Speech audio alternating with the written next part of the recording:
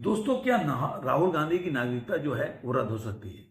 मैं क्यों बोल रहा हूं? क्योंकि जो कोर्ट में, हाई कोर्ट में जवाब देते हुए केंद्र सरकार ने बोला है कि 19 दिसंबर तक इस मामले में मैं अपना मतलब पक्ष रखेंगे, तो जवाब देंगे। अब ये मामला पूरा क्या है?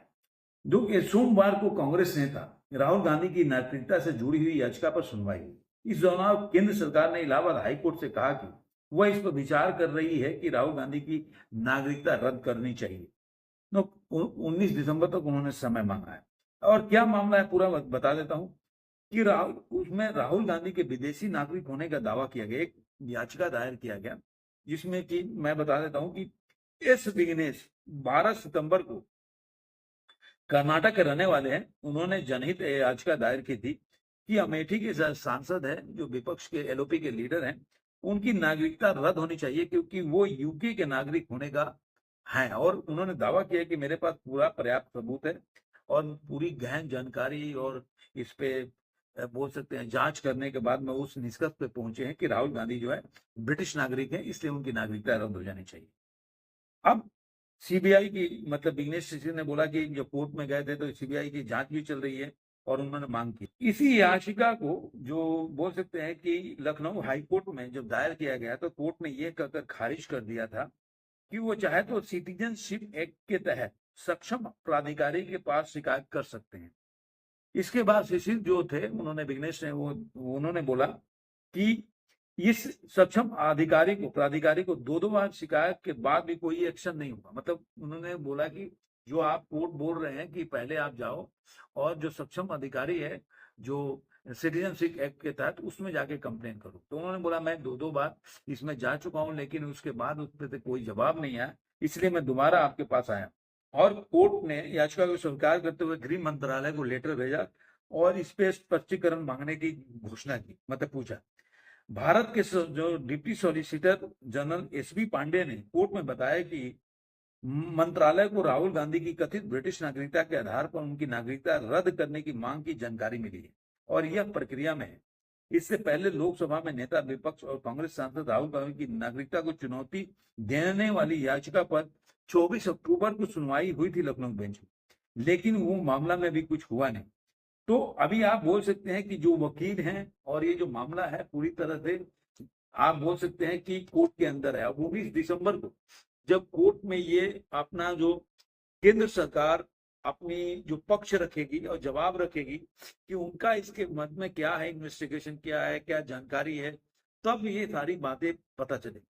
लेकिन इतना तय है कि अगर एक प्रश्न को, ये सुब्रह्म स्वामी बहुत पहले से बोलते रहे हैं कि जो राहुल गांधी हैं वो ब्रिटिश नागरिक हैं, उनका राहुल विंची करके नाम है और वो कई कंपनी में तो दावा भी करते हैं कई कंपनी का कि उस कंपनी में एज ए डायरेक्टर के पद पे काम करते हैं। उन्होंने उनकी बहन का भी नाम लिया, उनकी माँ का भी नाम लिया कि ये लोग एक कंपनी है जिसमें राहुल विंची करके डायरेक्टर हैं और यही राहुल गांधी राहुल विंची है। तो ये मामला कोई केवल ये बिजनेस का नहीं है। सुब्रह्म स्वामी बार बार भी इस पे आरोप लगाते रहे। अब आने वाले दिनों में पता चलेगा, जब ये कोर्ट में मामला चला ही गया, इसके ऊपर जांच गृह मंत्रालय का क्या जवाब होता है, देखने वाली बात होगी। लेकिन अगर मान लीजिए कि अगर ये गलत हुआ था तो ठीक है, राहुल गांधी के अगर सही हो गया तो राहुल गांधी के दिन जो बोल सकते हैं ना आज के टाइम में जो ठीक नहीं चल रहे हैं।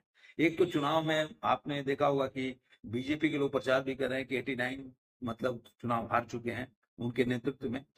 तो एक तो ये मामला बनता है और दूसरा जो राहुल गांधी की जो इस समय जो स्वीकार्यता है विपक्षी दलों में, वो ही बढ़ नहीं है। ममता बनर्जी मानने को तैयार नहीं है, अखिलेश यादव ऊपर से मानते हैं, नीचे से कोई सीट भी उन्होंने जो उपचुनाव है उसमें नहीं दिया। इसके पहले के लोकसभा के चुनाव में उनसे पूछे बगैर 17 सीटों का ऐलान कर दिया था लोकसभा में। तो राहुल गांधी की जो एक तरह से बोला जाए कि जो अखिलेश यादव भी समझ रहे हैं कि राहुल गांधी का वोट और उनका वोट सेम है, सिमिलर है। तो अगर राहुल गांधी किसी के वोट में सेंध लगाएंगे तो वो है समाजवादी पार्टी। तो इस तरह से देखा है हर जगह जहां भी राहुल गांधी है, आप देखते हैं महाराष्ट्र में, वहां भी शरद पवार इस बात को समझते हैं कि दोनों का वोट शेयर एक ही है और वोट बैंक एक ही है। तो अगर जैसे जैसे कांग्रेस मजबूत होगी तो कहीं ना कहीं आप बोल सकते हैं कि उनकी पार्टी जो है विपक्ष वाली पार्टी वो कमजोर हो। और यही वजह है कि आप अरविंद केजरीवाल ने भी जो लोकसभा में उनके साथ गठबंधन किया वो पंजाब में आपको देखने को नहीं मिलेगा। जो असेंबली इलेक्शन होगी उसी तरह आपको असेंबली इलेक्शन जो दिल्ली में होगी उसमें नहीं मिलेगा, हरियाणा में मिला नहीं। तो इस तरह से आप देखेंगे कि राहुल गांधी की ऐसे ही जो समय है वो उतना उस तरह से उनके हिसाब से नहीं चल रहा है। उनके विपक्षी पार्टी ही उनके विरोध में खड़े हैं। और अगर मसला आ जाता है और ये साबित हो जाता है तो राहुल गांधी के लिए बहुत मुश्किल की घड़ी हो सकती है। आपको ये वीडियो कैसा लगा जरूर कमेंट बॉक्स में बताइएगा। फिर मिलेंगे ऐसे किसी वीडियो में। आज के अंत में इतना ही।